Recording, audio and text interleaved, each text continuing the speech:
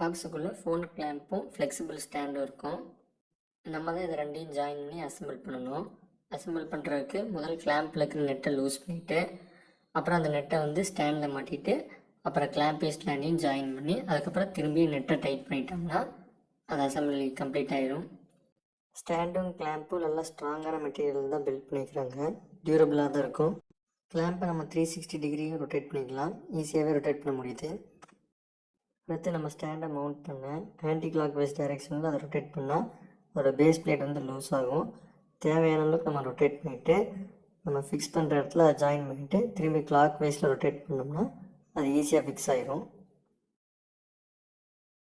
அடுத்து ஃபோனை கிளாம்பில் மவுண்ட் பண்ண ஒரு 2 ஜென்டலாக ப்ரெஸ் பண்ணிவிட்டு இன்னும் 2 எக்ஸ்டெண்ட் பண்ணோம்னா ஈஸியாக மாட்டிடலாம். எடுக்கிறது அதேமாதிரி ஈஸியாக எடுத்துடலாம்.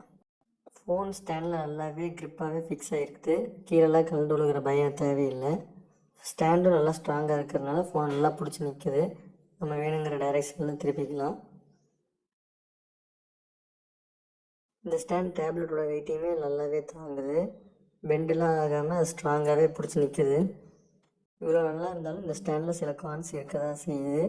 டேப்லெட்டோட வெயிட்டை நல்லா சப்போர்ட் பண்ணாலும் லைட்டான ஷேக்கினஸும் இருக்க தான் செய்யுது. ஃபோன்லேயுமே இந்த ஷேக்கினஸை நம்மளால் நல்லாவே நோட் பண்ண முடியுது. இந்த ஸ்டாண்டை வச்சு வீடியோ எடுக்கிறது கொஞ்சம் கஷ்டமான விஷயமாக தான் இருக்கும். மற்றபடி மூவிஸ் பார்க்குறதுக்கும் ரீட் பண்ணுறதுக்கும் இந்த ஸ்டாண்ட் நல்லா யூஸ்ஃபுல்லாக இருக்கும். வீடியோவில் பார்க்குற மாதிரி நம்ம மல்டிபிள் பொசிஷன்ஸில் இந்த ஸ்டாண்டை நம்ம யூஸ் பண்ணிக்கலாம். இப்போ நீங்கள் பார்க்குற பொசிஷன்ஸில் இந்த ஸ்டாண்டை யூஸ் பண்ணால் இந்த ஸ்டாண்டோட லைஃப் டைம் ரொம்ப நல்லாவே இருக்கும். இந்த ஸ்டாண்டில் இன்னொரு கான் நம்ம ஃபிக்ஸ் பண்ண பிளேஸ்லேருந்து அதை ரிமூவ் பண்ணுறம்போது கொஞ்சம் கஷ்டப்பட்டு தான் நம்ம ரிமூவ் பண்ணணும். ஃபிக்ஸ் பண்ணுற அளவுக்கு ஈஸினஸ் ரிமூவ் பண்ணுறது நமக்கு எக்ஸ்பீரியன்ஸ் பண்ண முடியல.